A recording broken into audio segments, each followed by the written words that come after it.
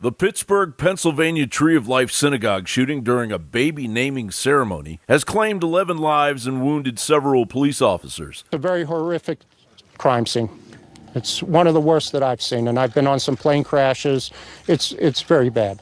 And as the president said, anyone who does such a thing in a temple or a church should pay the ultimate price.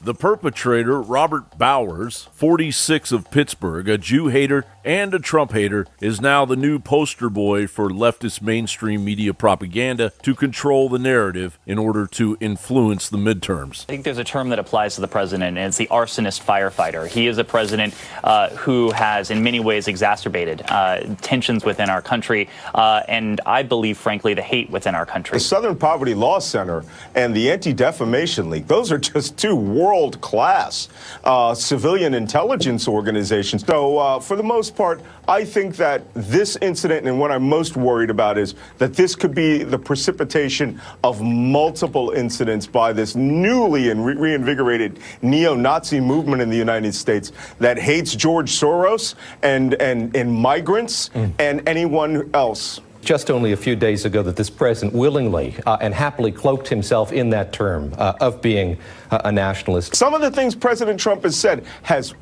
made the American neo-Nazi movement, and in fact the global neo-Nazi movement, view him as a hero. This particular gunman didn't, because President Trump wasn't ruthless enough against Jews for his taste.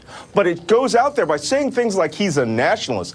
That is an actual code word for white nationalists, white supremacists. And they view the president as their agent of execution in policies that bring them forward. Regardless of the propaganda punditry, President Trump addressed every aspect of the synagogue massacre. Anti-Semitism and the widespread persecution of Jews represents one of the ugliest and darkest features of human history. The vile, hate-filled poison of anti-Semitism must be condemned and confronted everywhere and anywhere it appears. There must be no tolerance for anti-Semitism in America or for any form of religious or racial hatred or prejudice. You know that. You know that very well. You know that very well. I just want to thank you for your understanding, because today, with one unified voice, we condemn the historic evil of anti-Semitism and every other form of evil.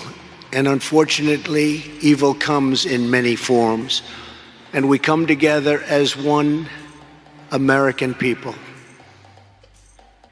I have just spoken. Go ahead. We should.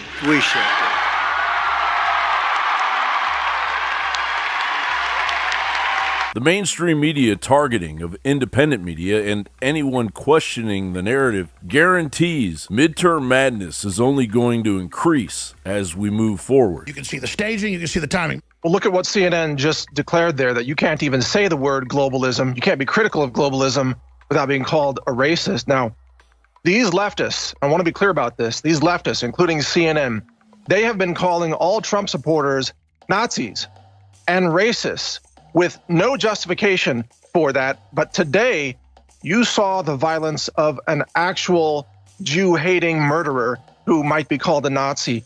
That is something that we all denounce. I know you join me in denouncing that. Absolutely. This kind of violence is not acceptable in our political spectrum whatsoever, and yet the left has decided that they will use any means necessary to demonize and smear those who love America by calling people racist, calling people Nazis, and even demonizing the word nationalist. What?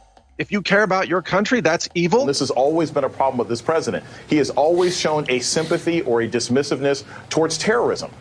He is a terrorist sympathizer. Looking beyond the midterms, will there be an outcry or even prosecution? over election meddling by a blatant biased mainstream media emboldened by Silicon Valley totalitarianism? That answer depends on your vote, America. John Bound reporting. Flawless victory. Symbols are powerful, and the globalists have hijacked the symbols of America. They've turned them into their own symbols. Well, we are restoring the idea of the true republic, not the counterfeit globalist empire, by promoting the icon George Washington and others. That's why we're rolling out an 100% made in America line of incredible pro-liberty apparel. We are repopularizing liberty. We are helping fellow Americans rediscover what made this country great. We are the spirit of 1776. We are 1776 worldwide. We are all brothers and sisters in arms in the animating contest of liberty in the long march towards humanity's ultimate destiny of freedom. Visit madein1776.com today and vote with your dollars to promote truly made in America, high quality products, and promote the ideals of liberty.